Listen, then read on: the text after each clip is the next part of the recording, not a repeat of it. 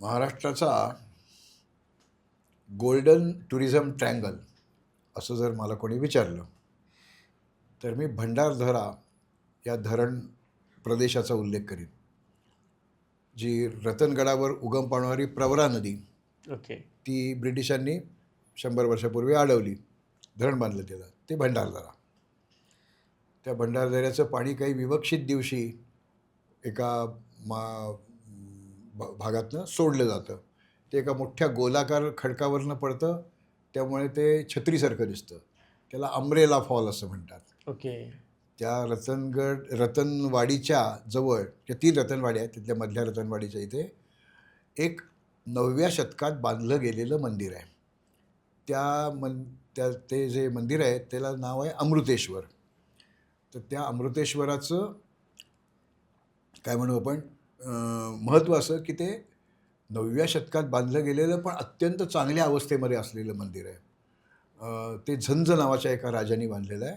या झंज राजाची जी राज्य होतं ते त्र्यंबकेश्वर गोदावरीपासनं, म्हणजे गोदावरीच्या उगमापासनं भीमाशंकरला, भीमेच्या उगमापर्यंतचा सगळा प्रदेश त्याच्या ताब्यात होता. आणि या मधल्या प्रदेशामध्ये असंख्य नद्या उगम पावतात. मीना आहे, पुष्पावती आहे, कुकडी आहे, दारणा आहे, बाम आहे, अशा बऱ्याच नद्या आहेत या सगळ्या. आणि या प्रत्येक नदीच्या उगमाच्या आसपास 9व्या शतकातल्या झंज नावाच्या राजाने एक शिवमंदिर बांधलं आहे. ओके. त्यातलं एक शिवमंदिर या रतनवाडीचं आहे. रतनवाडीच्या पुढे आपण ते डोंगर चढून गेलं की रतनगड किल्ला आहे. त्याला एक प्रचंड मोठं भोग पडलं आहे निसर्गात.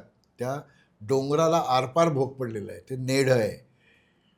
तर असा हा सगळा गोल्डन ट्रायंगल ज्याला मी म्हणेन असा प्रदेश आहे. तर त्या भागामध्ये एक एक दरी आहे.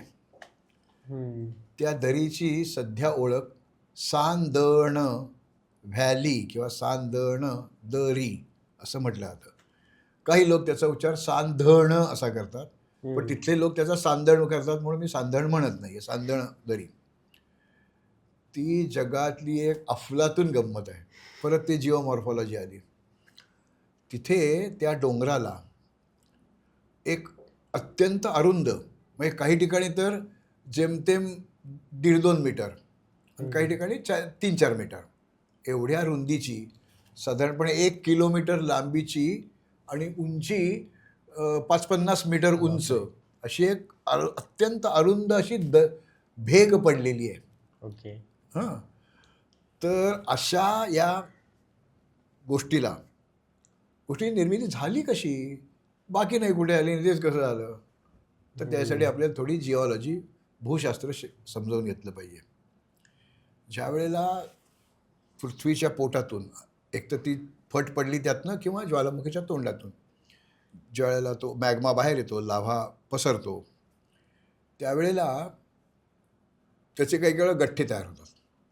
तर इथे एक गठ्ठा तयार झाला, इथे एक गठ्ठा तयार झाला, किंवा एक गठ्ठा तयार झाला त्याला काहीतरी, कारण ते ज्यावेळेला ते थिजतं त्यावेळेला ते थोडंसं आकुंचन पावतं, मग फट पडते.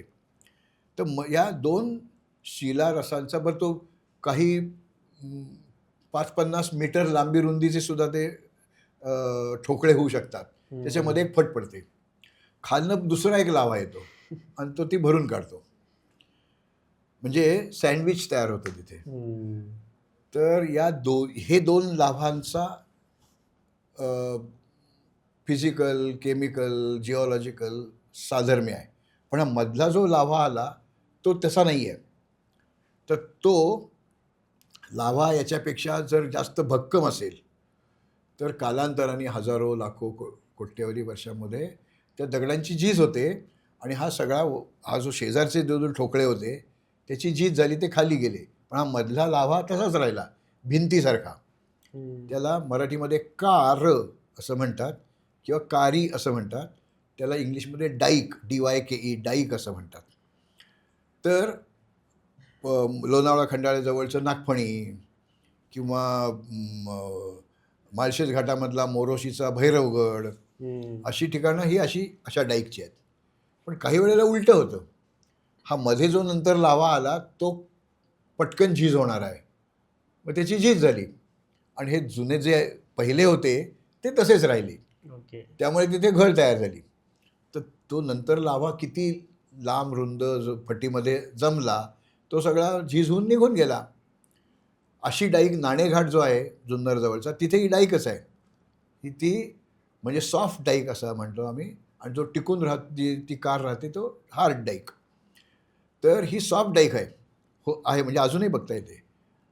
तर या दोन्ही दगडांपेक्षा हा मधला दगड वेगळा आहे, तुलनेने सॉफ्ट आहे. शेवटी दगडच आहे तो, म्हणजे अगदी लोण्यासारखा तो मऊ नाही आहे, पण गेल्या हजारो लाखो वर्षात त्याची झीज होत गेली.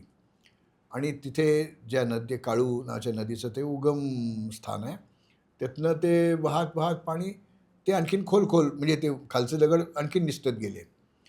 त्यामुळे हे एक अद्भुत भूआविष्कार, त्याला सांदण दरी असं म्हणतात. त्याला शॅडोलेस व्हॅली असंही म्हणतात. ओके. कारण सूर्य जेव्हा डोक्यावर असतो तेव्हाच फक्त खाली ऊन असतं, बाकी तिथे सूर्याचं ऊनच पडत नाही, त्यावेळी सावली पडत नाही, म्हणून शॅडोलेस असं काय ते नावं काही द्यावीत. पण एक अत्यंत वेगळा भूआविष्कार म्हणजे ही सांदण दरी. असा तिथे जी बाकीची छोटी छोटी गावं आहेत, वस्त्या आहेत, तिथे आत्ता म्हणजे पाऊस अजून सुरू होतोय त्यावेळेला लक्षावधी काजवे दिसतात. ओके. म्हणून मी गोल्डन ट्रायंगल जो म्हणतोय, ते प्राचीन देऊळ आहे, तो धबधबा आहे, ते मंदिर आहे, काजवे आहेत, ही सांदण दरी आहे. म्हणजे एखादा पर्यटक तिथे गेला तर त्याला इतक्या वेगवेगळ्या, तो रंधा धबधबा तो प्रचंड कोसळत, तो बारमाही नाही, तो तात्पुरताच असतो, ते पावसात तो दिसतो, नंतर 7-8 महिने दिसतो. तर अशी खूप आकर्षणं त्या भागामध्ये आहेत. तर ही सांदण दरी म्हणजे महाराष्ट्रात जन्माला आलेल्या प्रत्येक भटक्याने एकदा तरी पाहिलीच पाहिजे अशी जागा आहे. पण तिथे पावसाळ्यात जायचं नाही.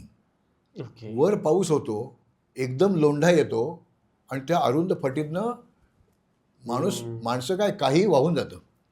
त्यामुळे पावसाळ्यात जायचं नाही. पावसाळ्यापूर्वी गेलं तर बाहेर काजवे बघता येतात, आणि दिवसा इथे अंधार बघता येतो, कारण इतकी नाही, उजेडच जात नाही ना आतमध्ये त्या फटीतनं, तर ते बघता येतं. आणि असं टप्प्याटप्प्याने उतरत जाणारी ती जागा आहे. आणि जाताना गंमत वाटते, येताना ते सगळं चढून यायचं असतं आपल्याला, पायात गोळे येतात, तर ते मुद्दाम जाऊन पाहावी अशी ती जागा आहे. ही दरी आहे, हे दर्याखोऱ्यांचा देश, तर हे वेगळ्या तऱ्हेची दरी, आणि असं नाही महाराष्ट्रात दुसरं कुठेही ठिकाण. गंमत आहे, पाहण्यासारखं आहे.